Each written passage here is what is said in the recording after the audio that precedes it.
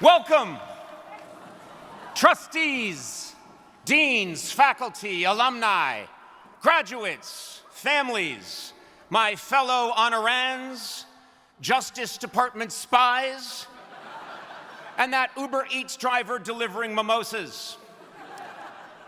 As I look upon this gathering of tomorrow's greatest minds, I'm confident saying there is no less flattering outfit than the cap and gown. We all look like the potions professor at Hogwarts. Up here on stage, it feels like an AA meeting for druids.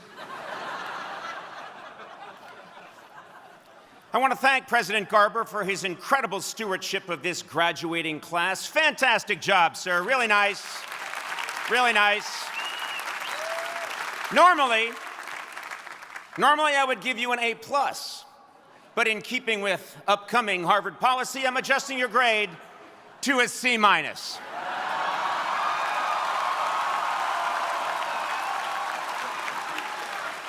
Trust me, it's for the good of the school.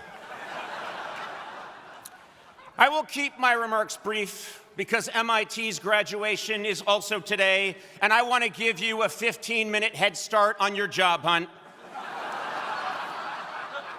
Those nerds down the river won't know what hit them.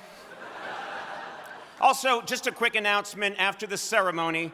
Tequila shots are on me at the Porcellian Club. Yeah. You're all invited. Just force your way inside and tell them Conan sent you. They're an understanding bunch. As we gather here today at this beautiful Tercentenary Theater, I am struck by one thought. Only someone from Harvard would call this patch of grass a Tercentenary Theater. Just look at this yard, Percival. 'Tis a veritable Tercentenary Theater. Harvard, why use a $5 word when a $50 word will do? It's really nice to be back at the very last place I used the word querulous in a sentence. Standing right over there by Widener, I asked someone, what does querulous mean? Fortunately, they knew the answer because it was a Yale student. Man, they're good. Oh, please. Let us not denigrate our fellow Ivies. Let's admit that all 7 are worthy institutions. Except for Princeton, those people are absolute tools.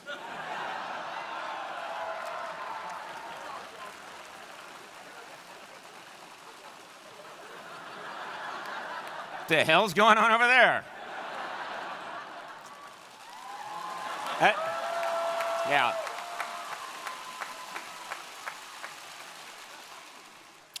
As I stand here, I'm flooded with so many rich memories of this campus, and especially of my dear beloved Mather House. Yeah.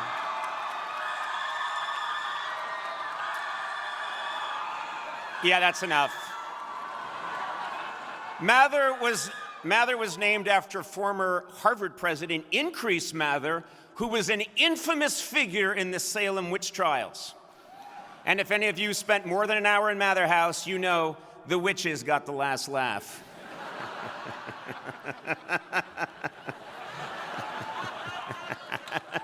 It's such an ugly building. Okay. I'm sorry. Let's tear it down, start again. All right, here we go. Of course, we all make jokes about our school, but Harvard is still our nation's oldest and most renowned seat of higher learning. And today, you are the 375th graduating class. Yes. Did you know that the first graduating class in 1642 had only 9 students? Yeah. And somehow even they were all legacies. That's hard to do. No university in our nation has produced more Nobel laureates or white-collar criminals. So whether you choose good or evil, know that you are among the very best.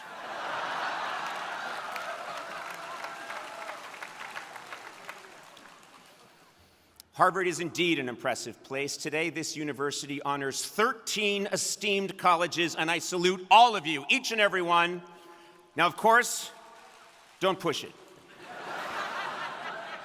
Of course, this includes the Harvard School of Dental Medicine. Yes.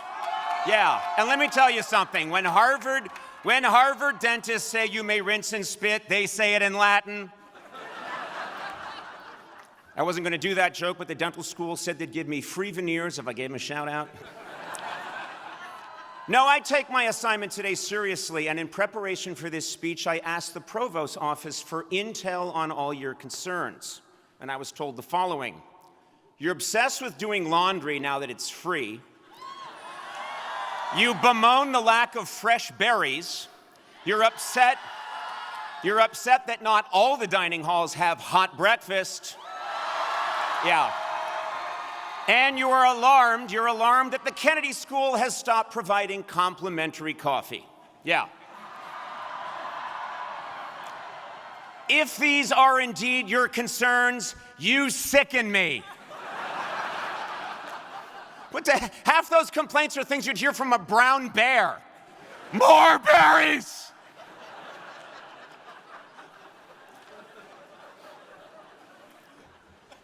Before I continue, there is one thing I must acknowledge. For your entire academic lives, you have been lectured to by lots and lots of old white men. And now, when you are minutes from getting out the door, Harvard is saying, not so fast. We found one more. He graduated 41 years ago, and he's not just white, but shockingly white. In direct sunlight, you can see his bones. Well, I may be old and white, but let me assure you, I still fit in seamlessly with the long list of Nobel laureates, heads of state, and civil rights activists who have given this commencement address. Now, sure, they did great things, but only I play a talking, potty-training gadget named Smarty Pants in the upcoming Toy Story 5 in theaters everywhere on June 19th.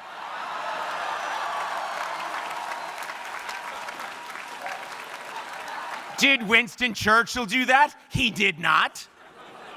Former German Chancellor Angela Merkel? Well, she did audition, but testing showed she frightened children. Yes, I graduated 40 years ago, but I promise you, your lives here were no different than mine was in 1981. Like you, I too had to put an extra long cord on my dorm phone so I could cook my lean cuisine while talking to my friends about Mr. T. Like you, I know the pain of losing my place on the Ms. Pac-Man leaderboard because I was too busy buying an erase cartridge for my Smith Corona typewriter.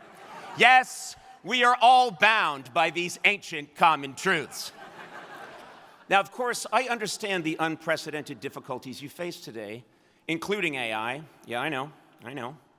Luckily, AI is not a problem at Harvard. Here, professors have been able to quickly flag students' use of AI thanks to the sophisticated AI software they use to grade papers. It all works out. Yeah. And don't worry, despite your fears, trust me when I say AI cannot replace you. Yes.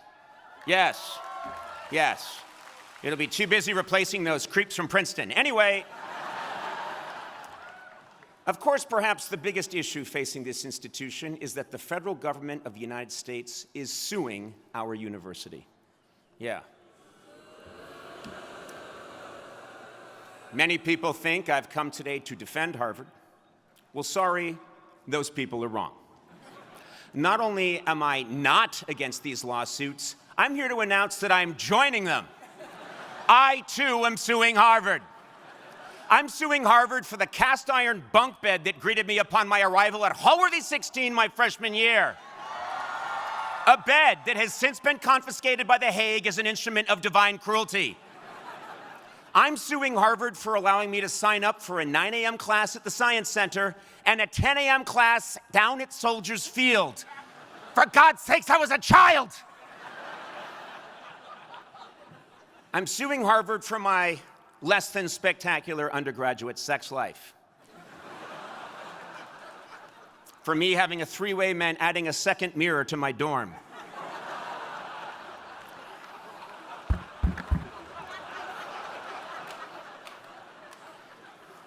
I'm suing Harvard because once I had to listen to the Harvard Crocodillos do an 8-minute rendition of Splish Splash, I Was Taking a Bath. My God, each one took a solo, and it was awful. And finally, I'm suing Harvard because, and this is absolutely true, in the spring of my sophomore year, while trying to grab a quick lunch at Adam's house, I was served a meal called Captain Ben's Fish Spaghetti. To this day, I have no idea who Captain Ben is or why someone would combine government-issue cod with spaghetti. Harvard, I'll see your ass in court.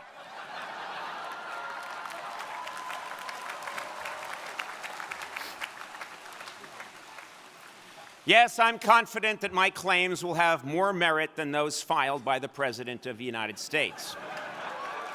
Yes.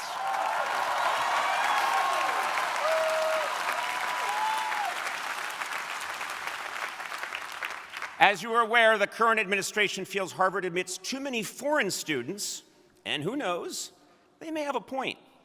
After all, what has any foreigner ever added to our American culture? With the possible exception of music, literature, art, cuisine, fashion, architecture, dance, scientific breakthroughs, and the core of our moral codes and ethical beliefs. Seriously.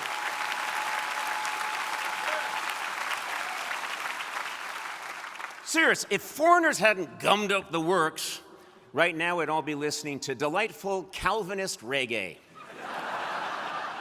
eating savory Church of England ziti, and dancing the forbidden and sexually charged Lutheran lambada. But let me assure you, I did not come here simply to toss off some jokes about my alma mater. I mean, that was the main reason. But I really do love this school. It changed my life. The day I told my bedridden grandmother, a woman who had never had the opportunity to go to college, that I had been accepted to Harvard, and seeing her weep is one of the happiest days of my life. Of course, it turned out I was sitting on her leg. But I knew in addition to the pain, she felt real joy.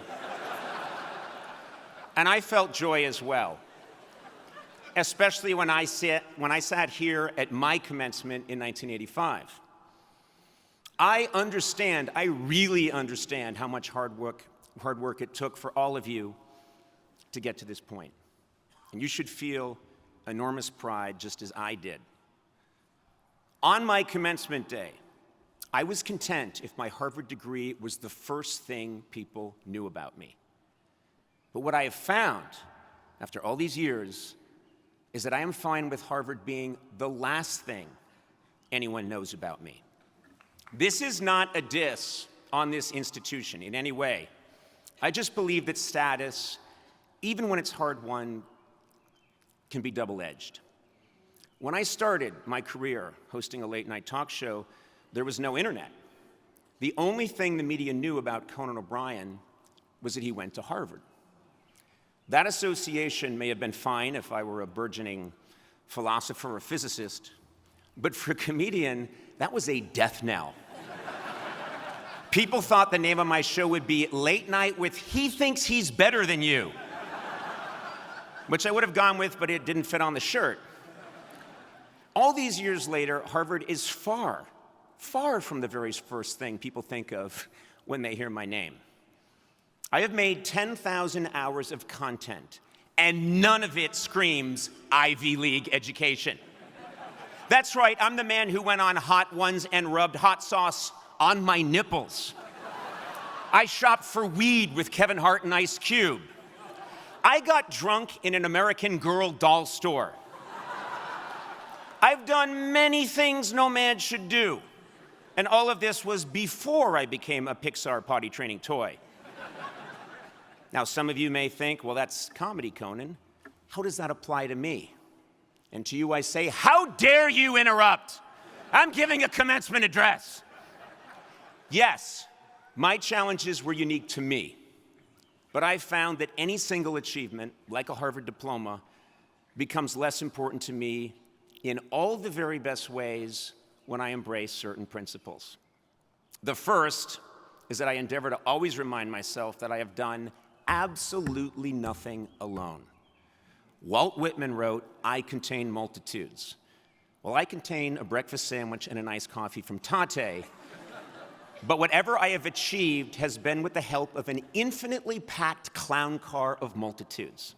If I could invite everybody, alive or dead, who has contributed to my being your commencement speaker today, all of Cambridge and half of Alston would be crammed, shoulder to shoulder, with friends, family, well-wishers, writers, producers, haters, fans, and a billion chance encounters. Recognizing that my accomplishments are not just my own has given me much-needed ballast throughout my life, and it really helps to spread the blame around when things go south. Another thing I learned to do that has saved me repeatedly is to pivot. I have had to course correct so many times in my career that my path is a crazed tangles of zigs and zags. I famously lost a job that meant the world to me, and then years later, I saw the entire format of late-night television, something that I had dedicated my career to, start to evaporate. So at the suggestion of a very smart friend, I started a podcast. I actually had disdain for the project until, with the help of guests, collaborators, and an assistant addicted to gummies, I made something I loved just as much, if not more, than my late-night show. I have had to pivot like this so many times that I've come to really love pivoting. And I use the word pivot much more than I should in conversation and commencement speeches. And now I pivot to my next truth. I always recognize the enormous role of luck in my life. Refusing to see how luck has played a role in anyone's success is simply ignorant. Many people are happy to mistake a lucky poker hand for their own brilliance, and fighting that human instinct has kept me sane. I honestly believe that community, spontaneity, and a real commitment to humility has helped me build a rich life that means much more to me than any diploma. And believe me, I'm not saying the goal is to renounce accomplishments, but rather to metabolize them. If you carry your victories lightly, other qualities, kindness, originality, courage, humor, and humanity have room to emerge. Maybe, maybe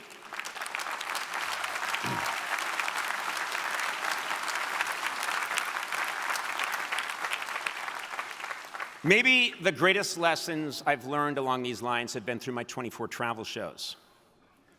I have degraded myself in Cuba, Ghana, Korea, Armenia, half of Europe, Argentina, Thailand, Mexico, and Greenland, where I visited a real estate office and tried to buy the country. When I travel to another land, every quality I have discussed, community, adaptation, and a sincerely humble approach are all necessary. When you don't speak the language, no one truly cares where you went to college, and you have no choice but to make friends. It's on these travels that I learned a great lesson. Let yourself be bad at things. I have been a bad dancer in every country I have visited. But the people laugh because it turns out everyone everywhere is related to at least one terrible dancer. For me, humility on these trips can easily lead to humiliation, which is also a useful tool. 3 weeks ago, I visited Amsterdam, dressed up as Van Gogh, and forced my way into the Van Gogh Museum, where I started loudly demanding a cut of the merchandising because I made no money during my lifetime. Guards forcibly ejected me.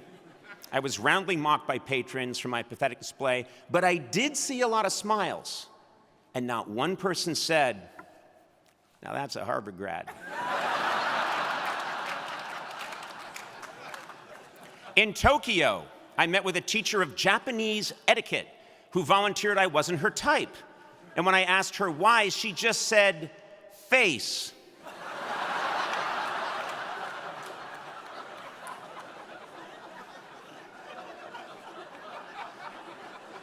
In Ghana, after accepting a royal invitation, I was kicked out of the Ashanti Palace by the Queen Mother because her favorite soap opera was starting.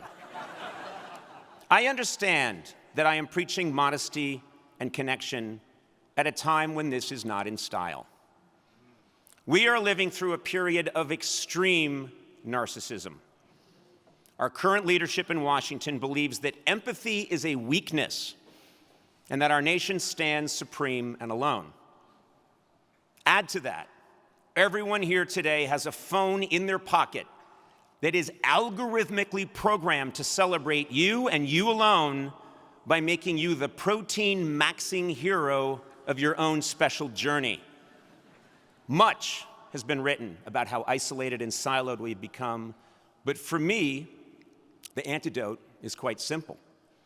By de-emphasizing what makes us special, in your case, a prize degree, we can really find one another, not as an exercise in virtue, but as a path towards greater laughter, love, and real growth.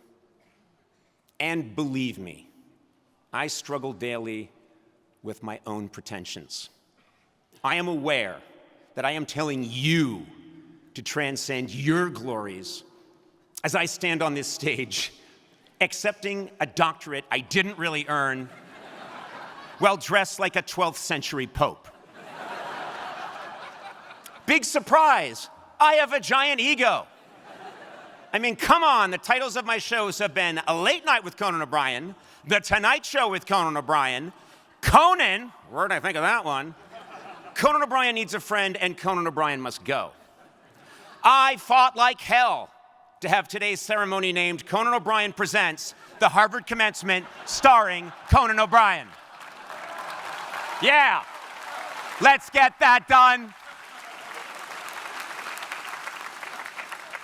So when I realized that my message today would be about the rejection of honor and status, can I consider for a second turning this doctorate down? Did I say, no, President Garber, my achievements are not my own. I must decline. Hell no! Not for a second. My grandfather, who everyone called Hoofer, and who had to drop out of the 7th grade to support his parents, was a traffic cop in Worcester, Massachusetts. Yeah, and he had a saying, take what you can get and ask for more. Very wise man. Hoofer is an essential passenger in my clown car of multitudes. And in his honor, I will grab this doctorate and then ask President Garber if there's also a cash component.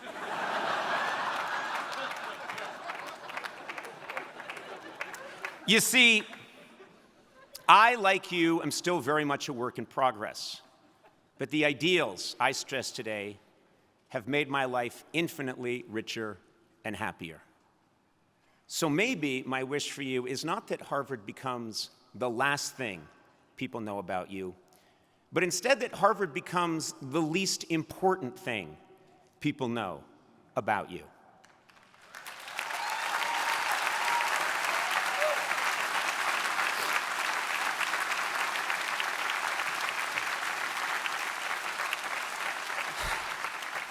Because your real education starts now, with friends you've made and friends you've yet to meet, with stunning successes and miserable defeats, and with a humble acceptance that your greatness comes from the mess around you, not despite it. From the depths of my heart, I congratulate you, class of 2026, not for any piece of paper you received today, but because of your hard work, determination, humanity, and the boundless community that you have and will create. Let us all resolve on this great day to go forward together and see Toy Story 5 in theaters everywhere, June 19th. Thank you.